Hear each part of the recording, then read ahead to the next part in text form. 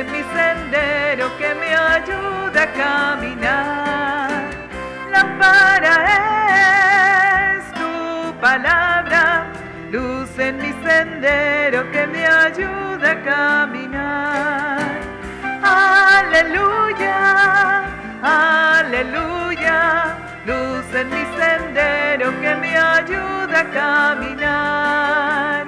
Aleluya, aleluya, luz en mi sendero que me ayuda a caminar.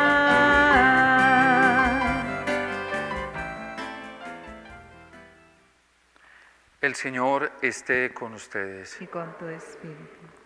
Lectura del Santo Evangelio según San Mateo. Gloria a ti, Señor.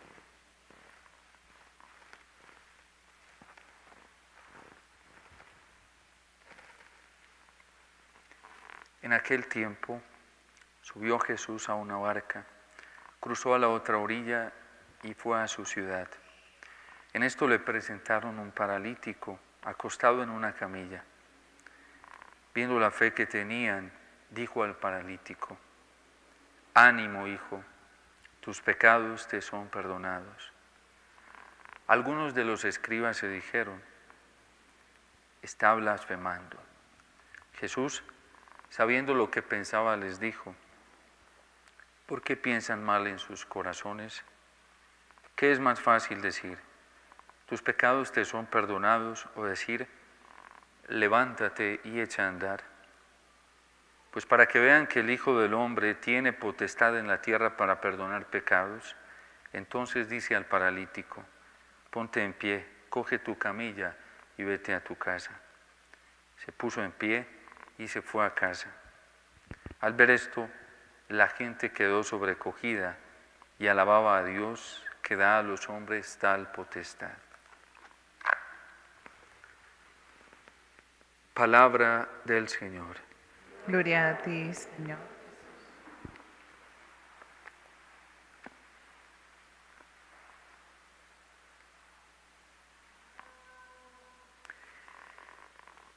Le presentaron al Señor un paralítico acostado en una camilla, un hombre que estaba paralizado por la enfermedad, postrado,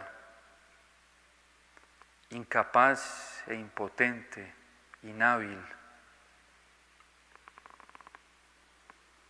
Y esta consecuencia física que estamos contemplando a través del Evangelio en esta persona es la consecuencia espiritual que está viviendo Israel en el tiempo del profeta Amós.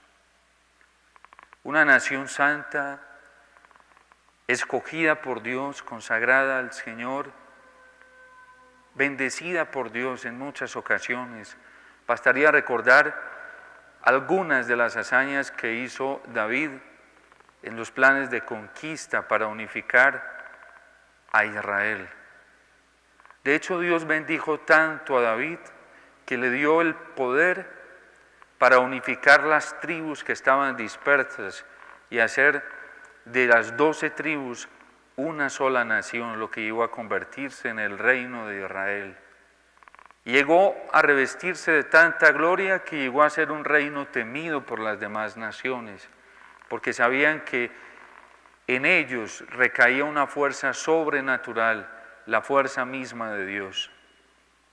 Pero ahora esta doncella, amada, escogida, bendecida por Dios, fruto de los deleites mismos del corazón de Dios, ahora queda postrada, enferma y hasta dividida. De hecho, fue uno de los primeros efectos, síntomas de su infidelidad, la división. El reino del norte y el reino del sur. Todavía el pequeño grupo del sur se sostiene fielmente al Señor. Todavía cumple sus mandamientos porque sabe que la ley del Señor es perfecta, que es descanso para el alma, que el precepto del Señor es fiel y que instruye al ignorante. Esta porción pequeñísima que queda al sur, es una porción que se esfuerza por mantenerse fiel a los mandamientos del Señor. Pero ahora llega el profeta Amós a evidenciarle al reino del norte la enfermedad que corroe su corazón, la enfermedad que la tiene paralizada, que la tiene enferma. Y de hecho hoy el texto evangélico, el texto del profeta Amós, si lo tomamos desde el capítulo 7 en el versículo 1 al inicio, nos vamos a encontrar que son unas amenazas del Señor con unas plagas que vienen como castigo para esta nación, y por la oración de Amós, Dios detiene esos castigos devastadores para este pueblo. Pero ya en la parte que la perícopa que nos ofrece el libro del profeta Amós hoy, ya nos muestra que es indetenible. Ya el profeta tiene que dejar que suceda lo que va a suceder. Y entonces la enfermedad, las consecuencias, los efectos son fruto de una cosa, una sola cosa, de la infidelidad, de no observar los mandamientos del Señor, de no cumplir sus preceptos, de no mantenerse fiel a la palabra del Señor. Y esa enfermedad del alma que vemos en este pueblo, esa enfermedad espiritual, psíquica, es la enfermedad física que contemplamos en este paralítico en el Evangelio. Entonces, ¿qué hacer? El Señor pide a través del profeta una conversión inmediata. El Señor pide a través del profeta un cambio. El Señor pide a través del profeta un arrepentimiento profundo y que se vuelvan a observar los preceptos del Señor. Y es lo que Dios siempre nos viene diciendo a nosotros todos los días a través de su palabra: arrepentimiento, fidelidad, cambio, conversión, volver a Él para detener tantas cosas, tantos efectos nefastos que nos hacen daño. Porque Él puede detenerlos. De hecho, con el profeta Jonás, el Señor nos muestra todo lo que Él puede hacer cuando encuentra un pueblo arrepentido, cuando encuentra una nación que quiere caminar fielmente en sus preceptos. A través de Jonás, el Señor también interviene para amenazar a Nínive, para amenazar con el castigo, y el rey, toda Nínive se arrepiente, se visten de saco, de ayuno, comienzan a hacer penitencia, doblan su oración, se arrepienten de todo corazón, y el Señor se arrepiente del castigo y no castiga a esta nación. Es un tiempo, este tiempo que nos propicia el Señor es un tiempo grandioso, porque en pocas palabras, a través de todos estos efectos duros, difíciles para la humanidad, Dios no hace sino gritarnos al alma y al corazón, pidiendo nuestro cambio, pidiendo nuestra conversión, pidiendo que volvamos nuevamente a Él a través de la oración, a través de la observancia de sus mandamientos, a través de la fidelidad a su palabra. Dios no nos está pidiendo otra cosa. La Virgen se ha aparecido en estos últimos siglos repetidas veces, muchas de esas apariciones aprobadas por la Iglesia, algunas de modo oficial por el Vaticano, otras de modo más particular en cada diócesis, en los lugares donde la Virgen se ha aparecido. Y ella no está haciendo otro llamado diferente más que al de la oración, al de la conversión y el de la penitencia. Ese es el llamado que el Señor nos está haciendo. Y nosotros tenemos que despertar y darnos cuenta que tantas cosas nefastas que están ocurriendo solamente podemos detenerlas de rodillas delante del Señor. Si probáramos como hicieron estos hombres que llevaron al paralítico, probáramos el poder de Dios, nos daríamos cuenta de lo que Dios es capaz de hacer. ¿Qué hicieron ellos? Cogieron al enfermo Y lo llevaron a los pies de Jesús, no se fueron para otro lugar. Allá se postraron delante del Señor a suplicarle que lo sanara. Y dice la palabra de Dios que Jesús, viendo la fe de estos hombres, viendo la sinceridad de su corazón, viendo la rectitud con la cual estaban suplicando, el Señor le dijo: ánimo, hijo, tus pecados te son perdonados. Vaya escándalo para los escribas, porque ahora está perdonando pecados. Y quizás también una sorpresa para quienes le llevaron este paralítico al Señor, porque a lo mejor ellos lo llevaron para que lo sanara físicamente. Pero fíjense que la primera actitud de Jesús, ¿cuál es? Sanar su alma. Es que la enfermedad más terrible que puede cargar un ser humano es la enfermedad del alma. Y por eso el Señor dice: ánimo, hijo, tus pecados te son perdonados. Ahora los escribas se escandalizan y les dice el Señor, para que vean, ustedes andan cuestionándose en su interior, para que vean el poder que yo tengo, que tengo capacidad de perdonar pecados. Pues le dice al paralítico: levántate, toma tu camilla y vete a tu casa. Dios es capaz de detener todo. Dios no solamente es capaz de detener la enfermedad interior, es capaz de detener la enfermedad exterior. Yo muchas veces lo he dicho: ¿a Dios qué le cuesta detener este virus? ¿Qué le cuesta? Si es omnipotente, ¿qué le cuesta? No le cuesta nada detenerlo, tiene todo el poder para detenerlo. ¿Será que nos hace falta fe en la súplica que estamos dirigiendo al Señor? ¿Será que a la humanidad le hace falta arrepentimiento? ¿Será que a nosotros nos hace falta orar de corazón, hacer más penitencia, cambiar totalmente nuestra actitud interior y volver con toda el alma, con toda la mente y con todo nuestro corazón al Señor? ¿Cuántas cosas nos evitaríamos si viviéramos de cara al Señor? ¿Cuántos miedos innecesarios si viviéramos de cara al Señor? ¿Cuántas perturbaciones innecesarias si viviéramos una fe auténtica, arraigada en el Señor? ¿Cuántos problemas evitaría la humanidad y nos evitaríamos todos como iglesia si viviéramos de cara al Señor? Si viviéramos fieles a los mandamientos, si consideráramos los mandamientos del Señor como el Salmo 18 los está resaltando. Los mandatos del Señor son rectos y alegran el corazón. ¿Por qué falta tanta alegría en el corazón de cristianos y aún de la humanidad? Porque la auténtica alegría brota de la fidelidad al Señor. ¿Por qué falta tanta unidad en la iglesia? Porque la unidad no es otro fruto más que de la unión íntima con Dios, fruto de una conversión auténtica. ¿Por qué hay tanta división en los cristianos? Hay división porque nos falta más comunión con el Señor.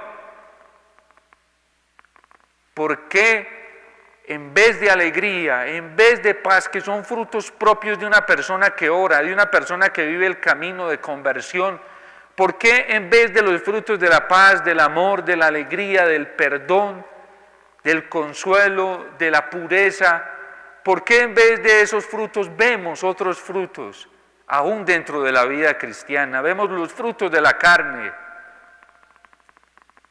sencillamente porque nos falta volver a Dios. Los mandatos del Señor son rectos y alegran el corazón. La norma del Señor es limpia y da luz a los ojos. ¿Por qué hay tanta confusión?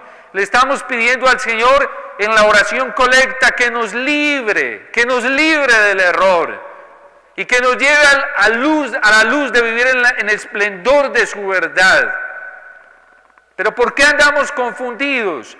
¿Por qué la gente anda confundida, perturbada? Porque estamos viviendo lejos de la palabra del Señor, porque estamos viviendo distante de sus mandamientos. Un corazón que se hace dependiente de la palabra del Señor, de sus mandamientos, Es un corazón que tiene paz, que tiene alegría, que tiene luz, que tiene sabiduría. Es un corazón que sabe actuar. El temor del Señor es puro y eternamente estable. Los mandamientos del Señor son verdaderos y eternamente justos. Más preciosos que el oro, más que el oro fino, más dulces que la miel de un panal que destila.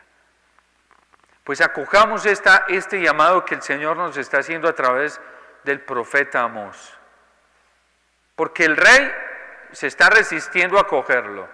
Y además, los sacerdotes, en este sacerdote representado acá, también se están negando a acogerlo. Y entonces, este vidente se está convirtiendo en un problema para ellos y le dicen: vete, huye del territorio, vete a Judá. Allí podrás ganarte el pan y allí profetizarás, pero aquí no vuelvas. ¿Por qué? Porque les estaba diciendo la verdad: vuelvan, conviértanse, cambien, vuelvan a los mandamientos del Señor, vuelvan a la palabra. No les estaba gustando.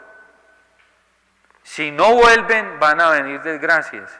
La Virgen, ¿qué dijo en Fátima? Si no hacen lo que les digo, ¿y qué fue lo que dijo la Virgen? Oren, oren, oren, hagan penitencia, consagren a Rusia mi corazón inmaculado, ayunen, vuelvan a Dios, que ya está siendo muy ofendido. Eso dijo la Virgen. Y en un principio no se le hizo caso a la Virgen. Mucha gente a peregrinar ahí, muchísima gente, pero era por los milagros, por el espectáculo. Si no hacen lo que les digo, increíble, lo que les dice la Virgencita a los pastorcitos en Fátima. Si no hacen lo que les digo, vendrá un castigo. Se desatará una guerra peor que la que acabáis de vivir, Primera Guerra Mundial, la que estaban terminando en 1917. Si no hacen lo que les digo, vendrá un castigo. El mundo verá un castigo. Y vino la Segunda Guerra Mundial, terrible. Es que nosotros nos tomamos las cosas en serio. Y Dios nos habla a través de su palabra y lo escuchamos 2 minuticos. Y después se nos olvida. No nos tomamos las cosas en serio. Podemos ver manifestado el poder infinito de Dios, su misericordia, su obrar en medio de nosotros si le obedecemos, si somos fieles. Y les hablo con tanta libertad de Fátima porque fue una aparición aprobada por la Iglesia, muy seguida cautelosamente, a través de varios papas, pero sobre todo con Juan Pablo II ya se dio como este toque final y la Santa Sede a cargo de este mensaje y toda esta aparición, este estudio a cargo de la Congregación para la Doctrina de la Fe, el secretario de Estado en aquel momento, hicieron una investigación y concluyeron que eran manifestaciones sobrenaturales que no afectaban la fe, sino que por el contrario iluminaban el camino de la fe. Entonces, ¿qué estamos? Y la Virgen se sigue apareciendo. Y la Virgen sigue pidiendo lo mismo: conversión, penitencia, oración, fidelidad a Dios. No ofendan a Dios, que ya está siendo muy ofendido. Si hiciéramos lo que hicieron estos hombres del Evangelio, que ellos no se fueron para otro lado, que ellos no se fueron a buscar ayuda en ninguna otra parte, salieron corriendo a los pies de Jesús, a donde debemos llegar nosotros, a los pies del Señor, a pedirle que nos sane de tantas parálisis que tenemos. Primero, las más terribles de todas, las parálisis espirituales en las que vivimos, las parálisis del pecado. La gente sigue pecando y no se nos da nada. Y aún dentro de la iglesia seguimos tolerando el pecado, lo toleramos. Incluso voy a decir algo fuerte, a veces hasta lo aplaudimos. Mientras Dios nos está llamando a la conversión, nos está llamando al cambio.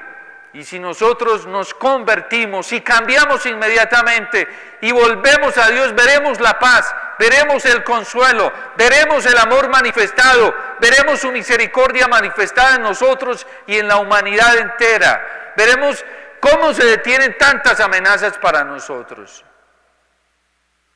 Dios nos está llamando a la conversión. Y yo no sé qué más tenemos que ver, qué más tenemos que esperar para postrarnos delante del Señor y suplicarle confiados, con mucha paz. Porque Dios pide nuestra oración no para recriminarnos, sino para escucharla y para bendecirnos. Pero yo no sé qué más vamos a esperar. Este es el momento propicio, el día de salvación, el momento extraordinario que Dios nos ofrece para volver a Él. ¿Qué más vamos a esperar? Este hombre a quien llevaron a los pies del Señor, ¿cómo salió caminando? Con su camilla en la mano, de pie, victorioso, porque así caminan quienes se ponen de rodillas delante del Señor. Los fieles así salen, los que hacen caso al llamado del Señor, los que escuchan su palabra y comienzan un proceso de conversión serio, la enfermedad queda atrás y la camilla la pueden llevar tranquilamente en sus manos porque ya tienen dominio sobre ella. Pero el que no escucha la voz del Señor, quien no obedece la palabra del Señor, la postración cada vez va a ser más aguda, así como le pasó a Israel. Y terminó en consecuencias nefastas. Pidámosle al Señor una fe tan grande como la que describe hoy el Evangelio. Una fe que nos haga escucharle con atención, con esmero, no con miedo, sino con alegría, sabiendo que Dios nos da una nueva oportunidad para cambiar, para volver a Él, para enmendar el camino. Y pidamos por la humanidad entera, pidamos por el mundo entero. Es conversión lo que Dios está reclamando, es cambio lo que Dios está pidiendo. No para humillarnos, sino para darnos todos los frutos de una auténtica conversión, el fruto de la paz, del amor, de la alegría, del perdón, todos esos frutos maravillosos que brotan del Espíritu Santo cuando lo dejamos obrar en nuestro corazón. Dios te salve María, llena eres de gracia, el Señor es contigo, bendita tú eres entre todas las mujeres y bendito es el fruto de tu vientre Jesús.